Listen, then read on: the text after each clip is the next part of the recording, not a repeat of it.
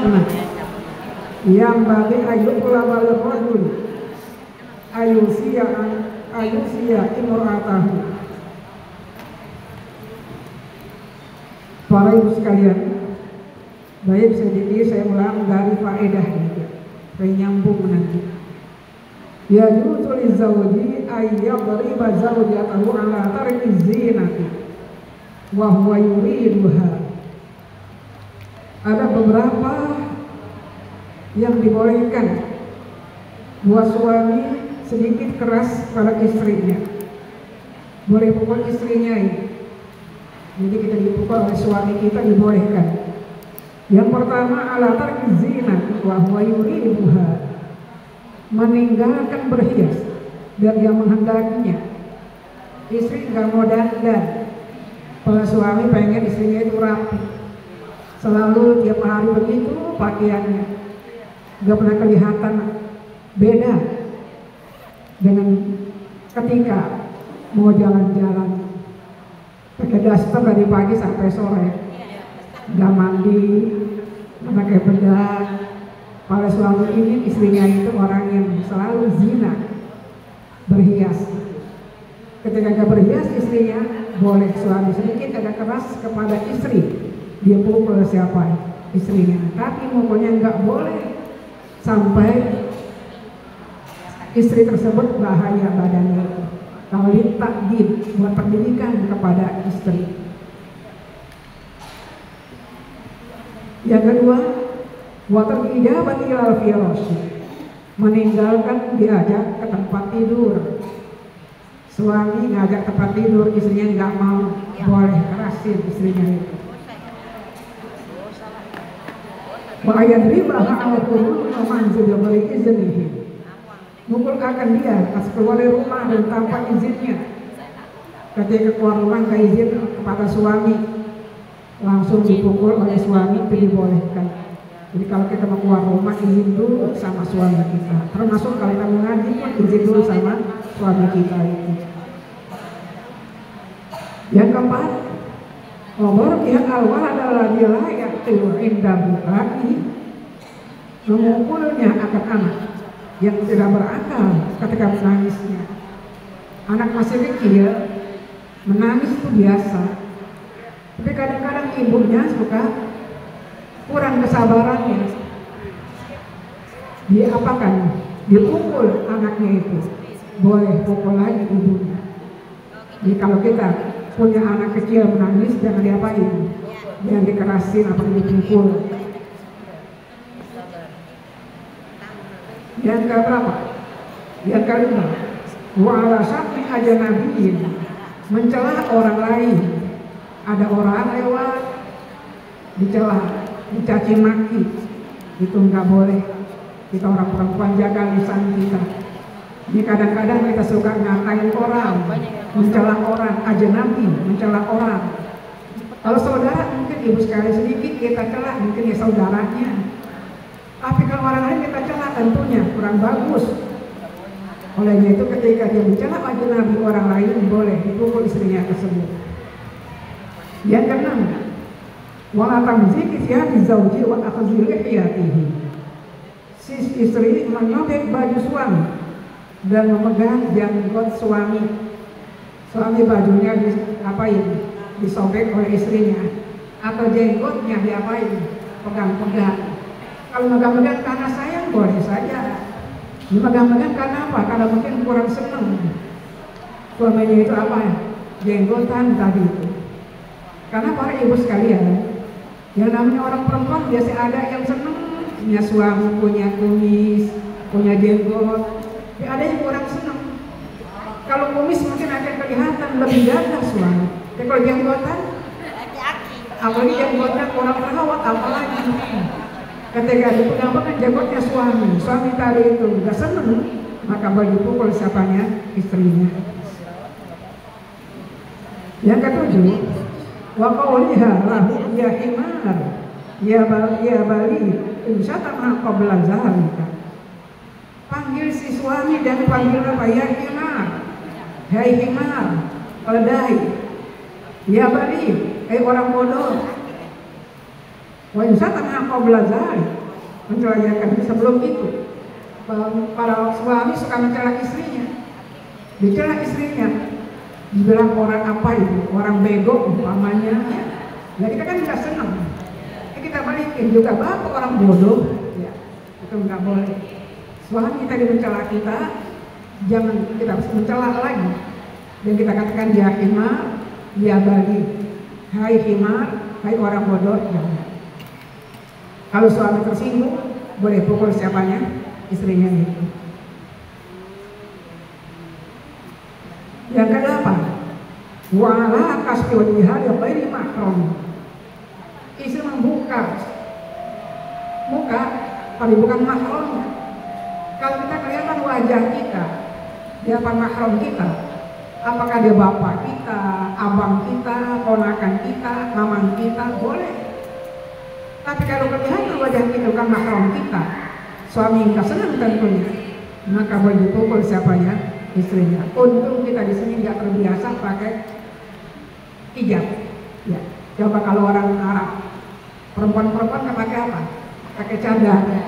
Oleh itu kalau kita mereka tuh buka cadarnya, maka akan dipukul oleh suaminya, dibolehkan. Tetap saya katakan tadi mukul, jangan kayak mukul binatang. Ditakdir, pukulan pendidikan kepada istri, dan berbuat begitu lagi. Yang kesembilan, al-takalla Muhammad ajnabiyyin. Istri ngobrol sama orang asing, sama orang lain, dia ngobrol begitu. Ada nggak kita suka ngobrol sama orang lain yang bukan mahram kita? Banyak. Nah ini sering terjadi fitnah akhirnya. Maka boleh dipukul oleh suaminya itu. Takalla Muhammad ajnabiyyin. Al-takalla Muhammad zawji yasma'u ajnabiyyu sautaha. Atau misalkan dia bersama suami, untuk oleh orang asing akan suaranya. Dia ngomong sama siapa? Sama suaminya. Tapi suaranya keras. Dia kedengeran sama yang lain. Kalau umpamanya yang enak itu, kedengeran enak tentunya. Kalau kita jadi orang senang sama suami kita, ngomong terlampau keras, bapak nih, nah gitu ya, bapak nih, kedengeran oleh tetangga. Kenapa dia ini? Nah, itu jangan. Kita nggak boleh kedengaran suara keras tadi itu, walaupun dengan suami kita yang kedengaran sama orang lain. Apalagi saya katakan tadi, ini suara yang kurang bagus kedengarannya. Kalau wah bapak gagah banget, boleh itu ya. Namanya muji siapa?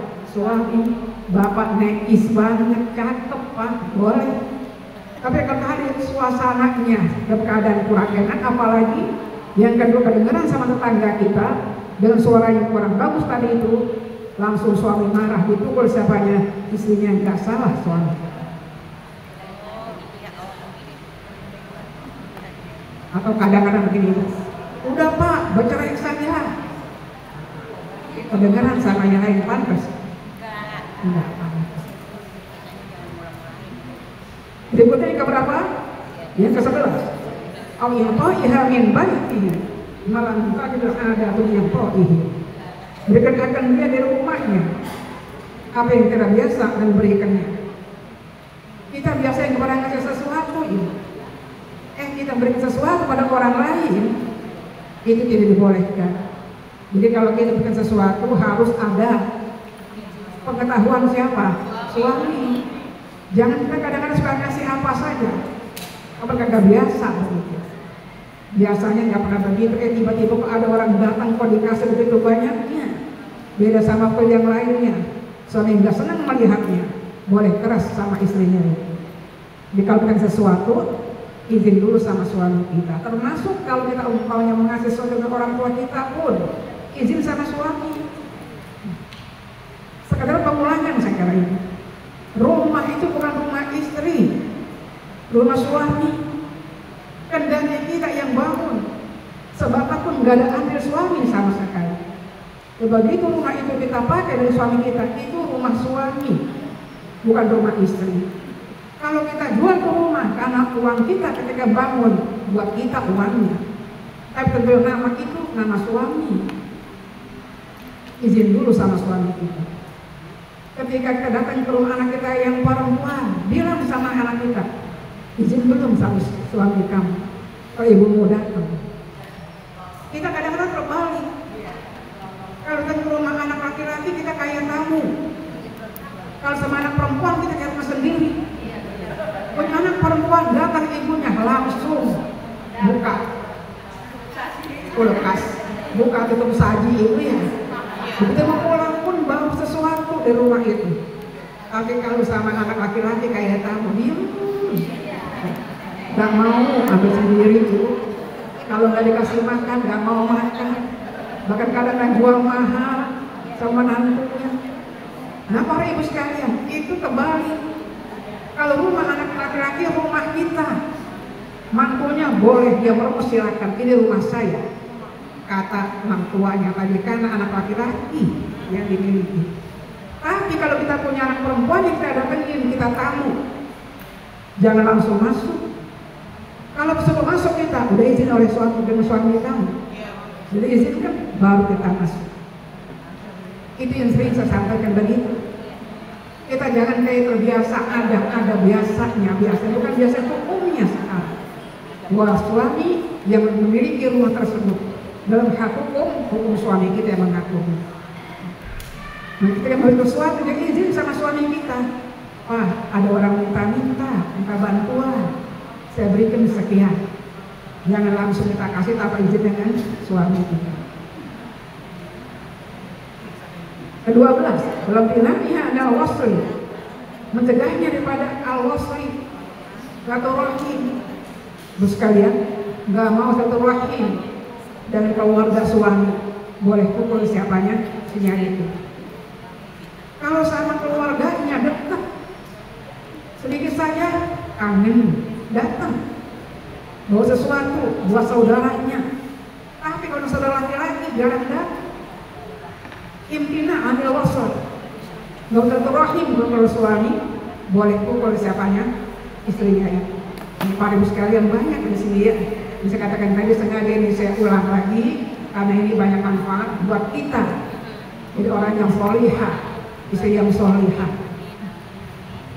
Yang ke-13, waktu baru dia alat ke sholat ikaulah, memukul istri kalau meninggalkan sholat ada dua pendapat. Istri nggak sholat boleh gak dipukul? Aulah, dua pendapat.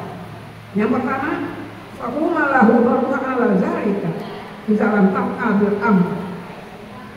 Keduanya, bagiannya mukulnya atas itu berarti perbuat dia dan perintah itu. Yang pertama mengatakan pukul boleh. Istri nggak mau sholat, diperintah suruh nggak mau, boleh dipukul oleh suaminya. Pendapat yang pertama ini paling besar. Kata yang kedua, jangan dipukul. Ini sengaja saya ulang ya, karena di sini ada pendapat yang kedua yang dipakai. Ummu Abi yang mengatakan, kalau istri nggak mau sholat, jangan dikerasi. Yang penting sudah diperintahkan oleh suaminya. Wajib sahanya memerintahkan istri. Kalau nanti andai kata umpama dia nggak sholat, yang dosa siapa?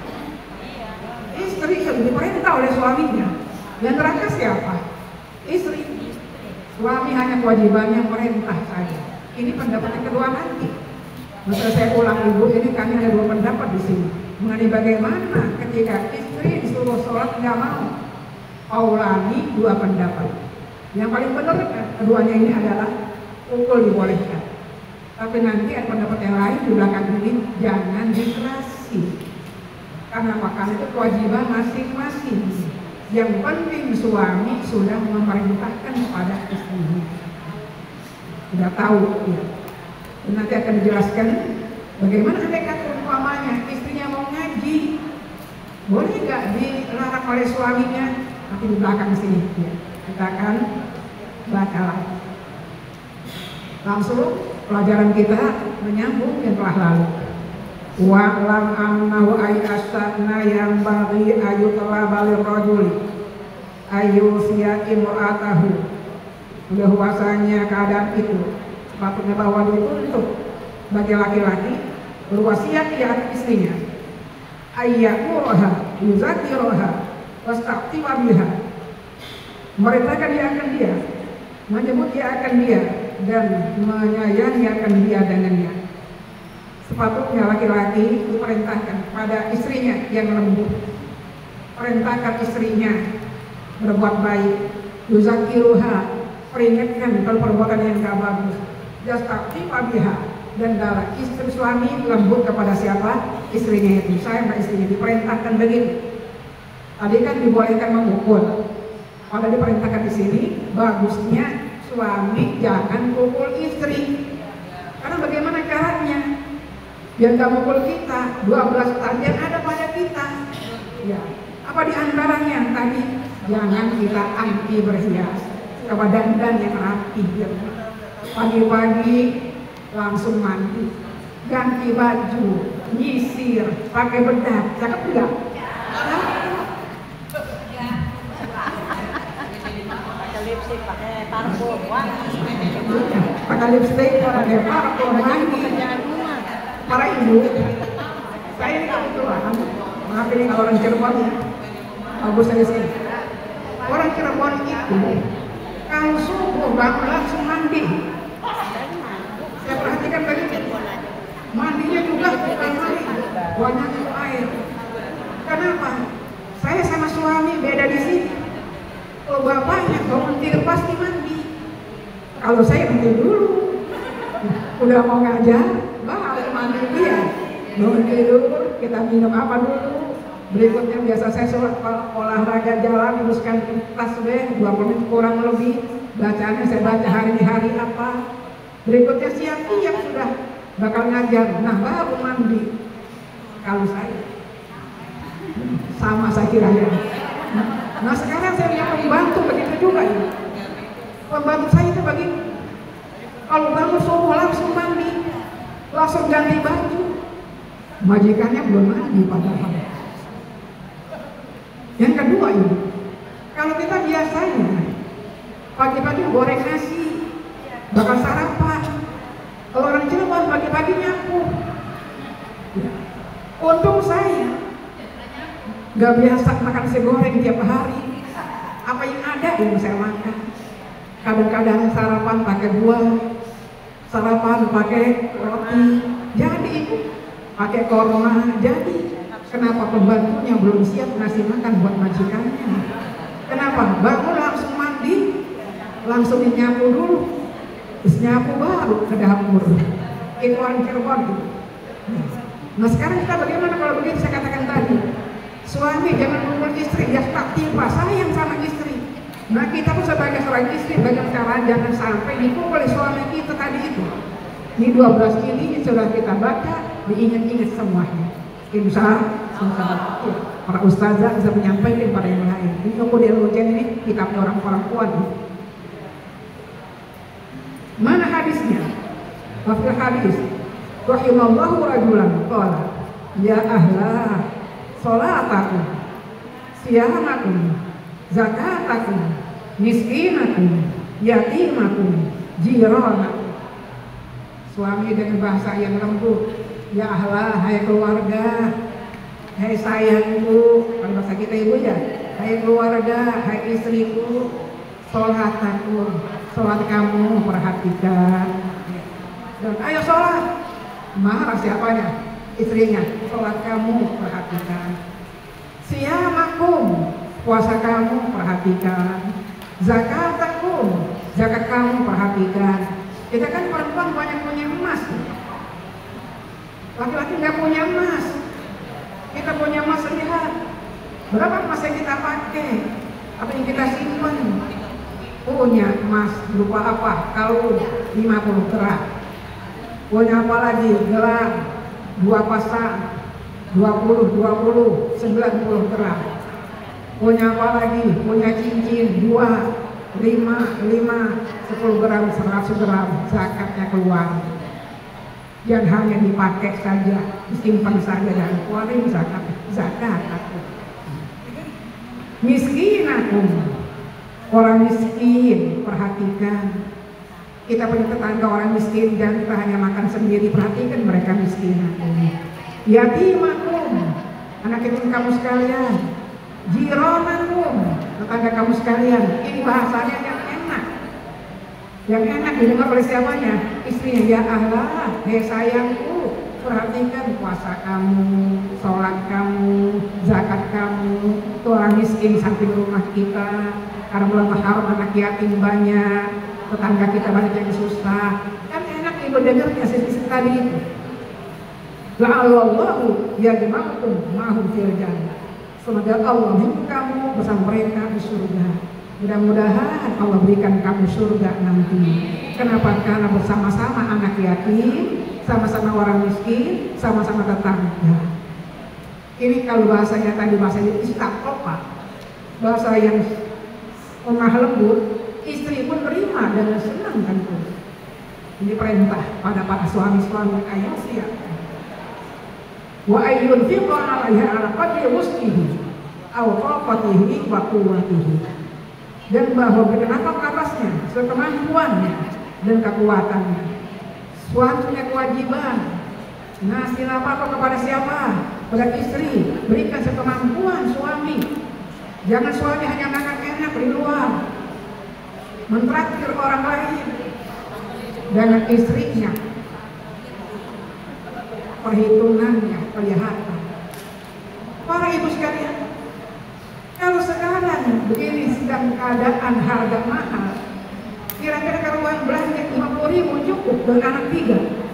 Enggak cukup. Nah kalau suami kita umpamanya segitu penghasilannya, boleh kita mengatakan baik Pak. Yang penting anak kita makan pakai apa?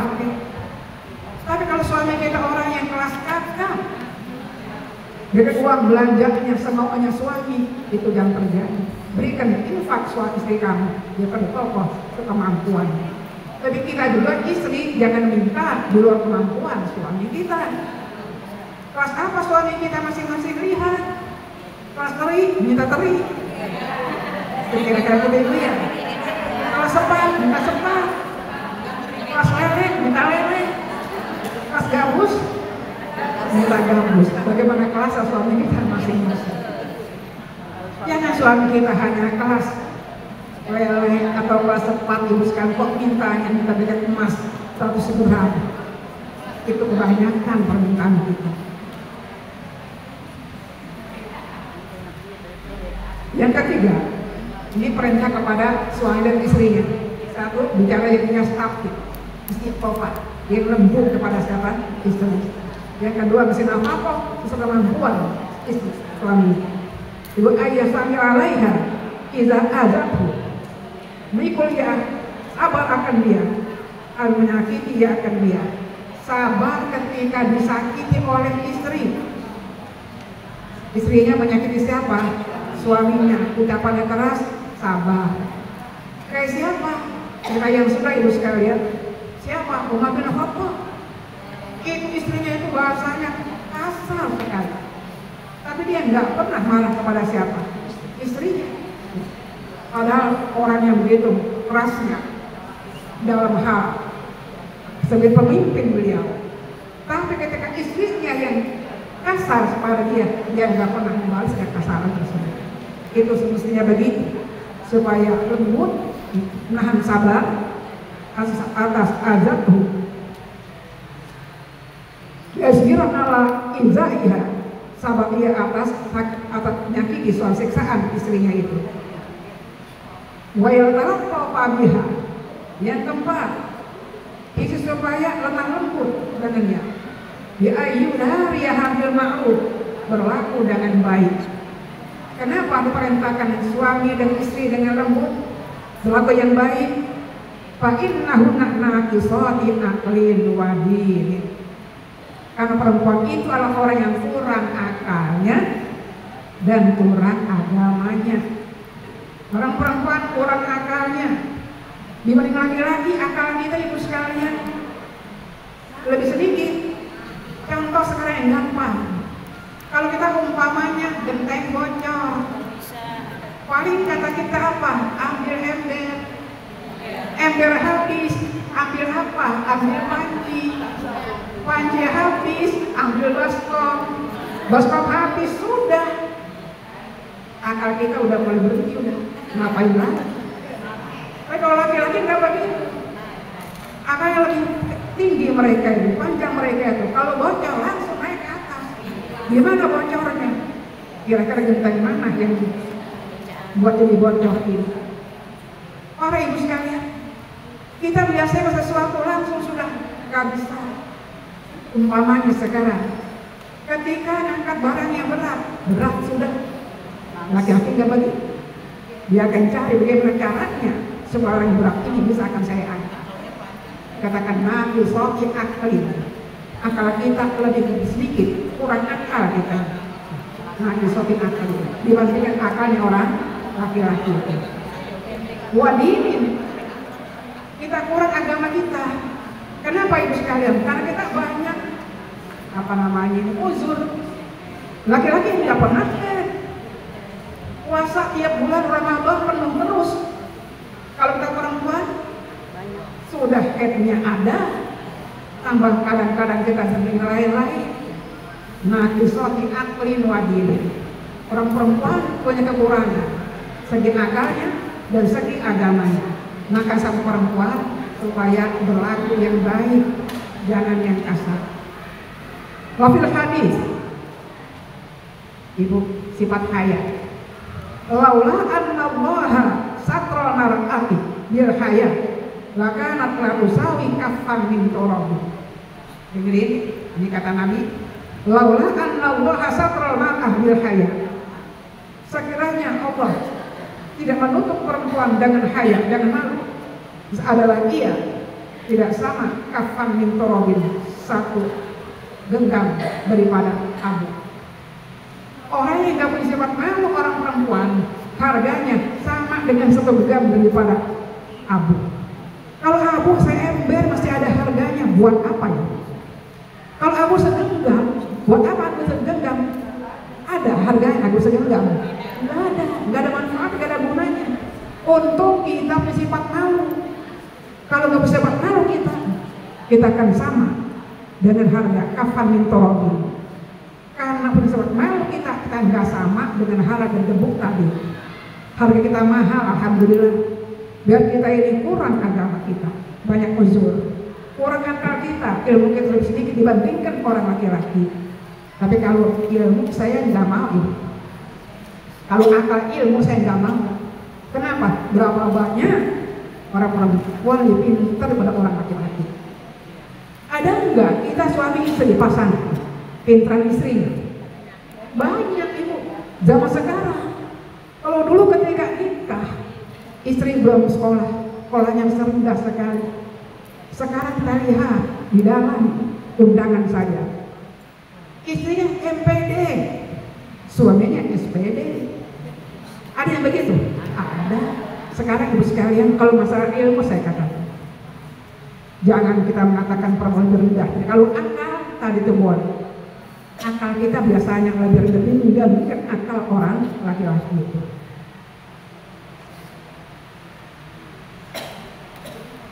Orang laki-laki diangkat oleh Allah sebagai pimpinan.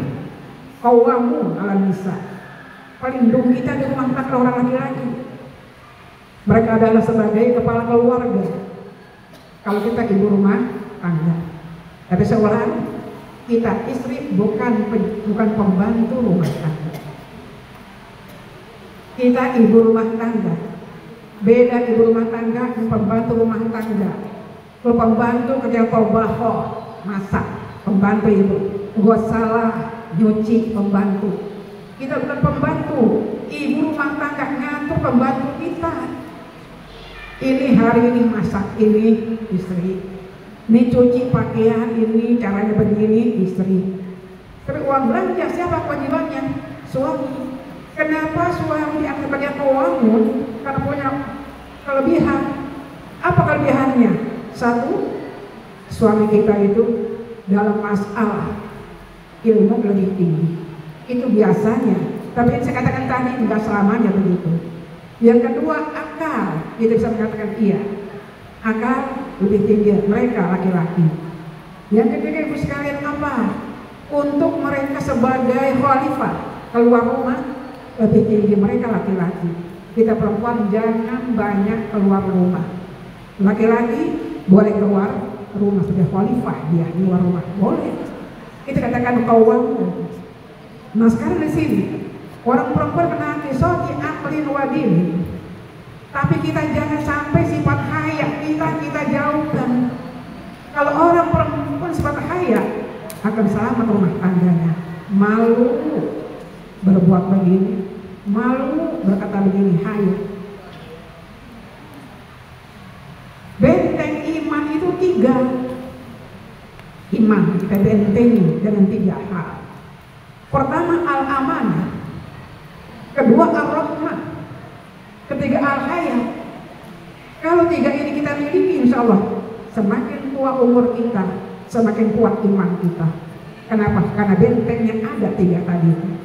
Pertama al-amanah, jadi orang yang jujur kita, jangan khianat kita sama siapa saja, termasuk sama suami kita. Jangan suka bohong dengan suami, khianat dengan suami. Karena kita ini orang perempuan yang ada di sini, Bu ya. Jadi orang yang al-amanah. Apa amanah? Lawannya khianat. Jujur.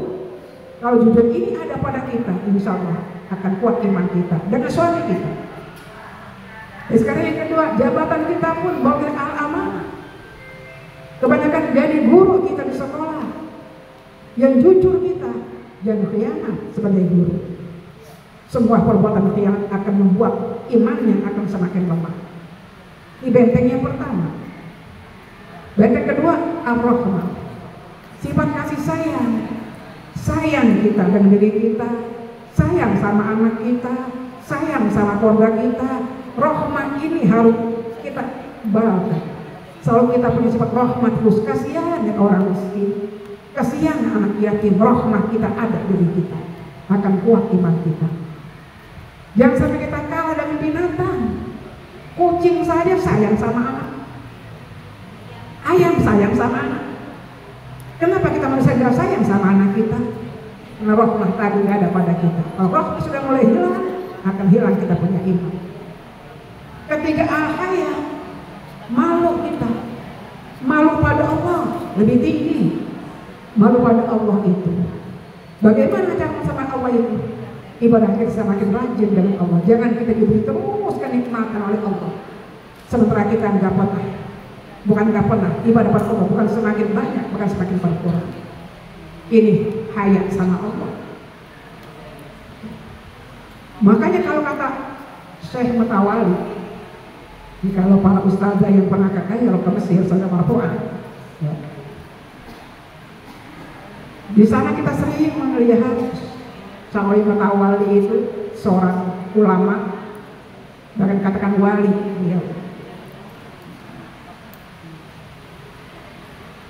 Kalau ceramah itu masya Allah, tabarakallah, yang dengarnya dari mulai kelas rendah,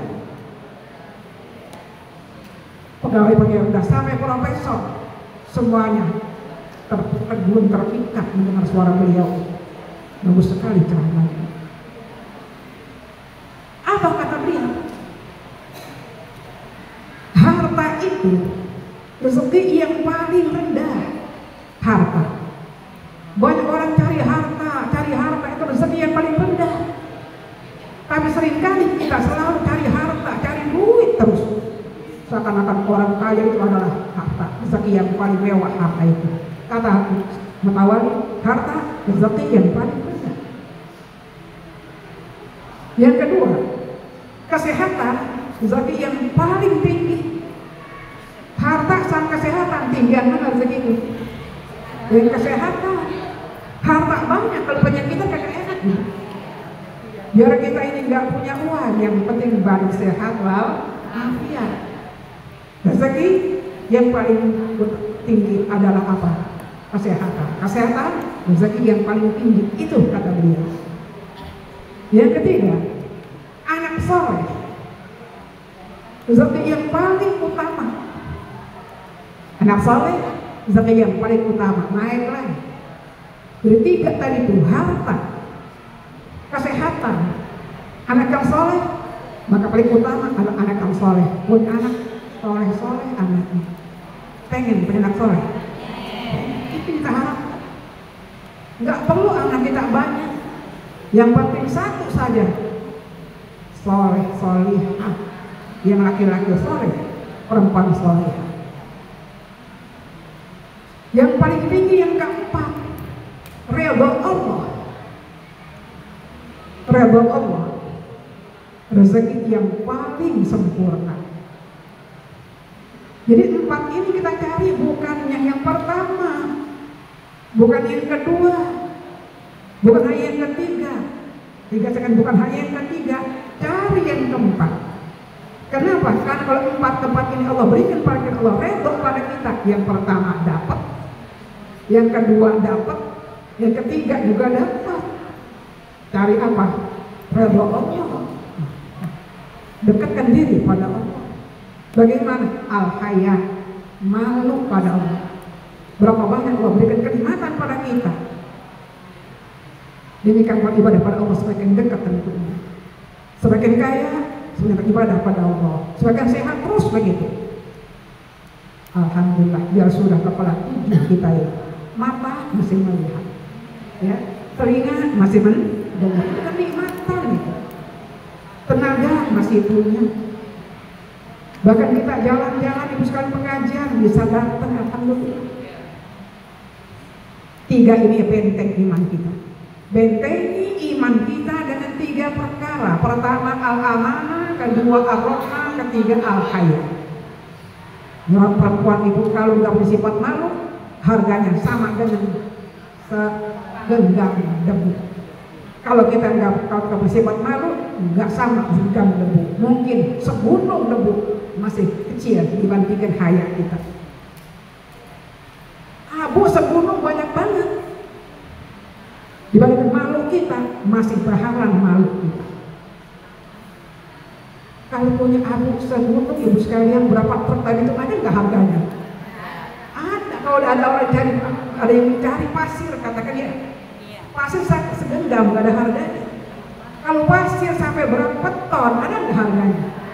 Dibandingkan dengan sifat hayat kita, mahalan sifat hayat kita, sifat malu kita. Jadi kalau orang nggak punya sifat malu, sama dengan harga segenggam debu, atau segenggam daripada pasir.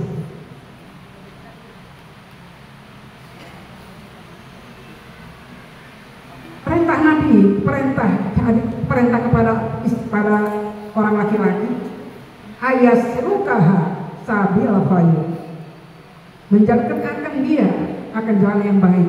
Biasakan dan istri ajak dengan cara yang baik. Ini tadi saya katakan mengenai ilmu. Qala Ramli, berkata Ar-Ramli fi Umratir Rabb, pada kitab Umratir Rabb, laisa lahu darbuha ala tarki shalah, wa yaqsir ala amri kama qalahu atiyatu. Apa kata Ar-Ramli dalam kitab Umratir Rabb? Ustazah nanti silakan cari nama kitab apa? Umdah Ar-Rabb. Tiang Ar-Rabi, tiang daripada orang yang beruntung. Nama kitabnya Umdatul Rabi. Ya? Rabi, beruntung. Umdah Ar-Rabi. Kitab Umdah Ar-Rabi. Ya kan ya? Ini yang saya katakan tadi kan. Kalau istri diperintahkan sholat, ada 2 pendapat. Yang pertama mengatakan pukul, paling jelas. Yang kedua jangan dipukul, ya. Nggak yang sebut. Ternyata ini yang kedua ini. Jadi kalau istri sekarang tidak sholat, diberikan sholat, laisalahu darbuha ala sholat, ay balik amri. Tidak bagainya memukulnya. Kami memberikan sholat, bahkan terbatas atas perintah saja. Kama qalahu atiyatun, ucapan Imam Atiyah. Pendapat yang kedua, istri suruh sholat nggak mau, jangan dipukul. Kewajiban suami hanya merintah saja. Kalau dia nggak sholat, yang dosa dia, nanti yang di neraka juga dia. Ya. Wa ayyu'allimaha ma tahtaja fid din min ahkam taharati wal haid ila akhirih.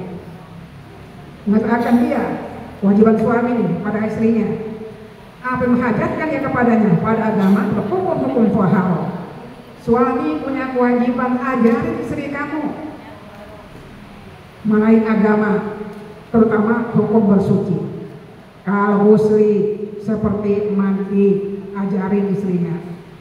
Kalau muslim haidi wa jinabati, seperti mandi dari haid dan junub. Wa kalau wudu'i, seperti berwudu. Wa tayamumi dan tayamum, ajarin istri kamu itu bagaimana caranya bersuci, baik mandi haid atau junub, baik berwudu atau tayamum. Itu kewajiban suami ngajarin siapa? Istrinya. Kenapa ibu sekalian? Kita diperintahkan kalau kita memilih suami kayak milih kursi. Ini kursi enak. Kalau saya ingin, biar saya ingat ya, senderannya ini pas di sini. Tapi kalau kursi sender di sini, apalagi ibu? Wah, kursinya tinggi, senderannya kita begini ya. Saya kalau di kantor, kursinya tinggi ibu sekalian, saya begini. Mimpin rapat, kaki saya jalan-jalan.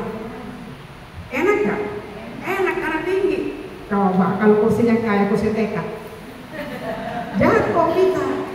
Itu gambaran suami kita begitu. Karena suami lebih daripada kita ilmunya, dan di bawah kita. Kalau suami pinter, bisa ngajarin istri. Kalau istri pinter, suaminya bodoh, susah ngajarinnya. Ya Pak ya, marahan dia itu. Masa kata-kata di persekalian kita sekarang kalau banyak milih kursi, jangan kursi yang kecil, kursi segini, kita segini, berdekat ini jatuh kita. Ini tempat duduk kita suami tadi. Maka saya punya kewajiban ada istri kamu atau harus.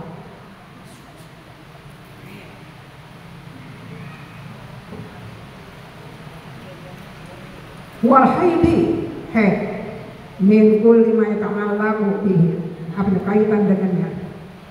Ini ilmu buat kita ibu sekalian. Falazila buddha min isadin nisa'i fil haid, maka yang tidak boleh tidak dari mengunjungi wanita kepadanya waktu haid. Bayanus sholawatil lati taqdiha, yaitu menjelaskan sholat-sholat yang mengqadhayakan dia. Fa innaha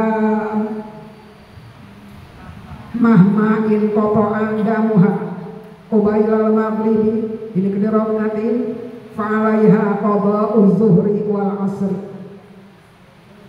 Maka bahwasanya mahma manakala putus oleh darahnya sebelum maghrib sekedar 1 rakaat, maka bagiannya mengqadha zuhur dan asar.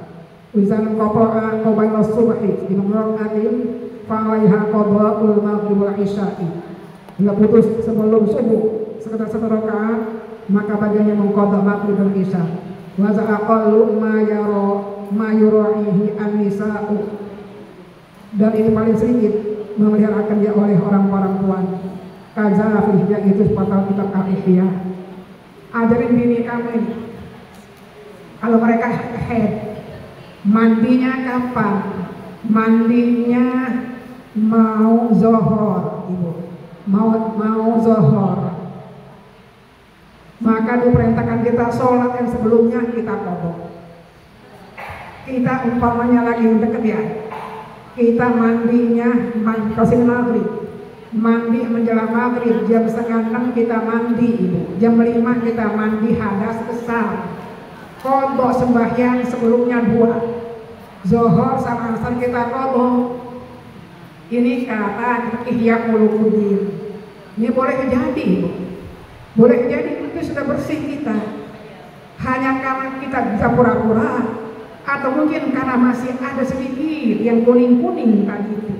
Ya. Kita kan biasa kalau mandi kan ibu biasa 7 hari, kebiasaan. Haid saya biasa 7 hari. Kalau baru 5 hari ada apa? Enggak mandi. Itu nggak boleh, padahal kita di sini. Kalau kita dikatakan sudah bersih pun, kita mandi umpamanya pada waktu sholat itu mundur 2 waktu sebelumnya. Mandi kapan? Mandinya umpamanya zohor, mundur 2 waktu kapan? Qadha isya sama subuh. Mandinya kapan kita? Asar. Mandi kita kapan? Maghrib. Qadha 2 waktu. Apa? Zohor sama asar. Mandinya apa? Suruh mandi sekalian. Kalau dulu waktu apa? Maghrib sama isya. Ajarin bini kamu tuh. Suruh ngajarin istrinya. Nah sekarang kita punya suami ngajarin begitu. Kagak ngerti mereka itu ya. Lah kita sekarang ini baru belajar ini. Berapa kita biasanya ini. Kalau kita mandi, kodok yang kita tadi. Mandi zohor, mandi asar, kodok zohor. Terus mandi kita langsung sholat asar aja, nggak berpekerjaan. Kita nggak mengkodok ke belakang. Ini ada bukan pada kita pilih, kita ihya ulumuddin. Kita apa? Ihya ulumuddin. Ya sekarang sudah tahu kita ibu sekalian, hati-hatinya kita. Hati-hatinya kita, kalau kita mandi, jangan kita langsung sholat pada waktu habis mandi tadi itu sembahyang akan dilaksanakan. Mundur ke belakang 2 waktu kita inqidho'iyah mengkodoknya. Ini kata kita kepada Lujen, suami ajarin tuh bini kamu. Sudah ibu ya? Wal ibadati, ajarkan ibadah. Apanya? Aifardiha, sunaniha, yang sholat, fardunya, sunah-sunahnya adalah sholat, wa zakatin, zakat, wa shawmi, puasa wa haji. Ajarin istri kamu ibadah, mana yang wajib, mana yang sunnah. Ajarkan apa? Zakat, puasa, haji. Ajarkan siapanya? Istrinya ini. Kalau suaminya bisa, kalau nggak bisa, lanjut dikit ibu. Ini. Fa'in kana rajulu qa'iman bita'limi hadirin. Jika laki-laki itu qa'iman bisa dan mengajarkannya, falaysa al-hurud, mana bagiannya kuat. Disuruh ulama untuk bertanya kepada ulama. Kalau suami kita pinter, jangan keluar kita. Saya mau belajar agama sama Kiai Anu, jangan tanya guru kita yang paling dekat siapa? Suami.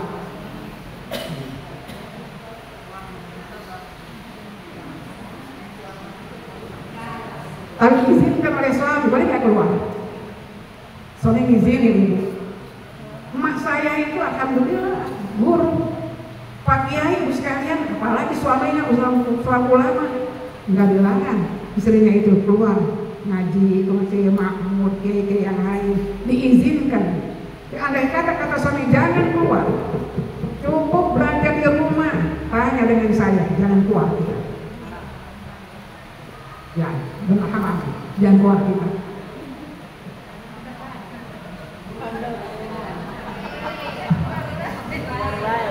Pas sudah keluar saja tuh. Bikin lagi bu. Wen qasara ilmu rajul, wen qasara ilmu rajul. Jika disebut oleh ilmu laki-laki itu, wen qasara atau qasara ilmu rajul. Jika terbatas oleh laki-laki itu, walakin nabahan habis soal. Akan tapi ia menggantikan mewakilkan daripadanya pada bertanya. Fakbaroha dijawab mufti. Akan dia jawaban mufti. Pada salah hal hukum, maka tidaklah bagiannya keluar. Karena yang kedua, suami nggak bisa ngajari. Misalnya nggak ngerti ibu, kata suami, udah saya yang keluar. Saya yang keluar, saya tanya mufti, saya tanya ulama, nanti saya yang nyampe pada kamu. Juga jangan keluar kita. Kamu sering diwakilkan sama siapa? Suami tadi itu. Tadi yang pertama suaminya memang pinter. Yang kedua suami mau menjadi badalnya, penggantinya untuk dia bertanya pada mufti dan disampaikan kepada istrinya. Yang penting bininya jangan apa? Jangan keluar, boleh. Fa in lam yakun zalika al-khuruj lis-su'al. Maka jika ada bagiannya bahwa maka tidak bagiannya. Wa in lam yakun zalika, maka tidaklah akan itu kalau huru tulis soal, maka bagian keluar untuk bertanya. Kalau suami ngajarin kagak bisa, dia nanya kagak mau, kita diwajibkan dibolehkan keluar. Para huru tulis soal, bagiannya wajib keluar untuk bertanya, jangan diam saja. Daripada ibarat kita salah, ya, jadi kita salah, kita keluar boleh. bahkan atasnya akan dikatakan wajib atasnya. Wayat sirrajul bimaniha, dan durhaka dosa laki-laki melarangnya. Udah kagak bisa ngajar, udah nggak mau jadi ibadah, istri mau keluar kagak boleh, dosa siapa? Suaminya. Kasih tahu suami kita yang ketiga ini.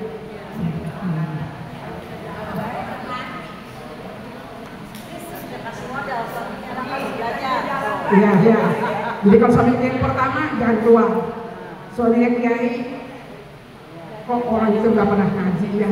Pantes suaminya siapa? Kiai. Langsung ngajar sama suaminya.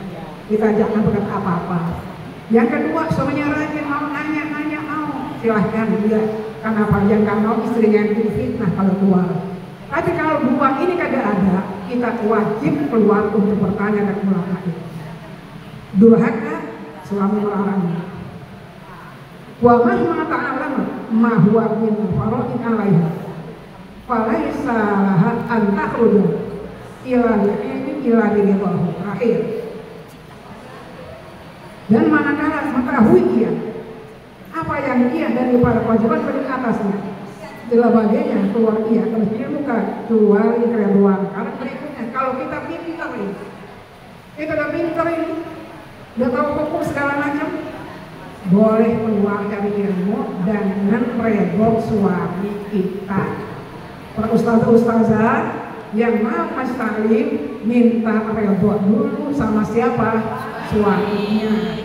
Minta redho, kemudian cium tangan suami, baru berangkat ke majelis taklim. Paham Ibu ya? Mudah-mudahan ini kitab sedikit menambah peringatan buat kita, bukan awasan. Ya, peringatan buat kita. Kalau selama ini mungkin kita banyak yang jadi istri tapi masih banyak yang salah, masih banyak yang kurang. Ya para ibu, demikian saya mohon